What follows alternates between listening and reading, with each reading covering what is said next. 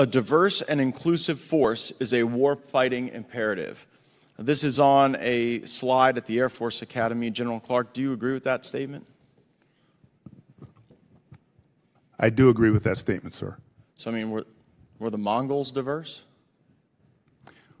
Well, sir, I'm not really as versed on Mongol warfighting as I am on U.S. warfighting. Were the Vikings diverse?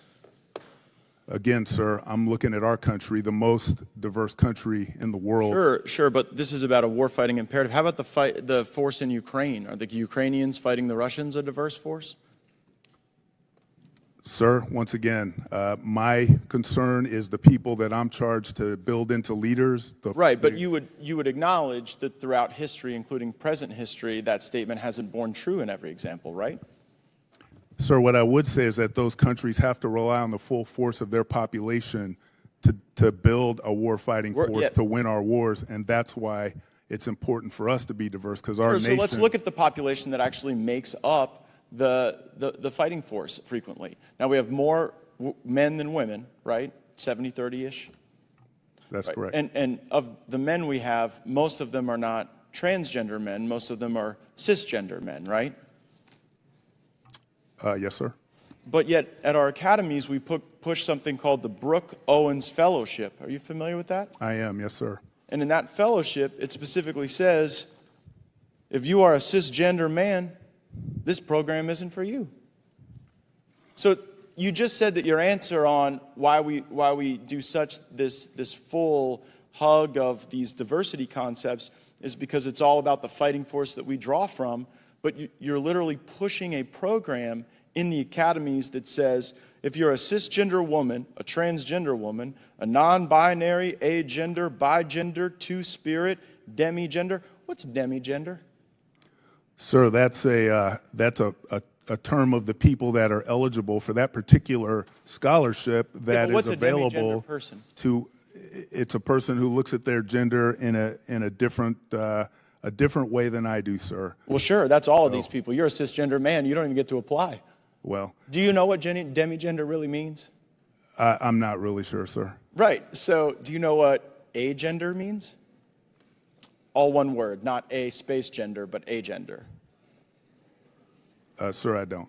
Right. So here we are pushing a fellowship, calling for people that you don't even know what the words mean.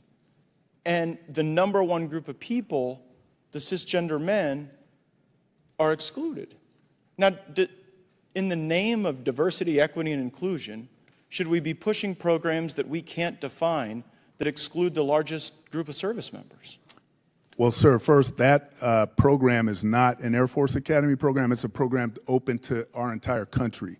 Right, so but you guys advocate for it within the academy. We allow our cadets to apply for it. Why are you allowing your cadets to apply for a program when you cannot define the basic terms of eligibility? Because it's an opportunity for us to develop them as warfighters, and we look for every opportunity that we can. But you don't even know what the words mean. How can you use this as a way to develop the warfighters if you don't know what it means? Well, some of those terms may not be applicable to us at the Air Force Academy, but some are. But if you don't know what they mean, it's hard to tell if they're applicable or not. So I think one of the reasons why some of this stuff has gotten into the academies is because we don't have the same oversight from the Board of Visitors. And, Mr. Chairman, I seek unanimous consent to enter into the record an article from the Washington Examiner entitled, "To Push Woke Ideology, Biden Illegally Gutted Military Academy Oversight Boards." And so in this piece, it goes through a timeline where on September 8th, 2021, all of President Trump's appointees were fired. On September 17th, Secretary Austin created Board of Visitors subcommittees, and then he populated those subcommittees with people who weren't on the Board of Visitors. Have you ever seen that happen before? Sir, our Board of Visitors is populated and supports us in great fashion. Right. So. What about the subcommittee? Are there people on the Board of Visitors subcommittees who are not on the Board of Visitors? I can't answer that, sir. Seems like something we ought to know. Yes, sir. I'm not sure. Right, but that would be odd, right? I mean, let me ask the question this way. You don't have any basis to disagree with the reporting here in the Washington Examiner that literally we have people who are not on the Board of Visitors who are serving on these subcommittees.